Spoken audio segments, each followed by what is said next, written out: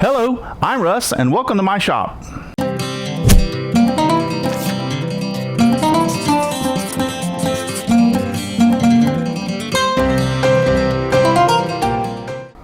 On today's video, I'm going to show you how I made this project on my scroll saw. So grab you some popcorn, sit down, and relax and enjoy.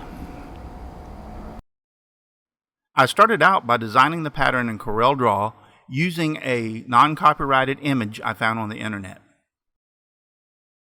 I used my track saw and table saw to cut down the full-size sheets of Baltic birch plywood into smaller pieces for my scroll saw.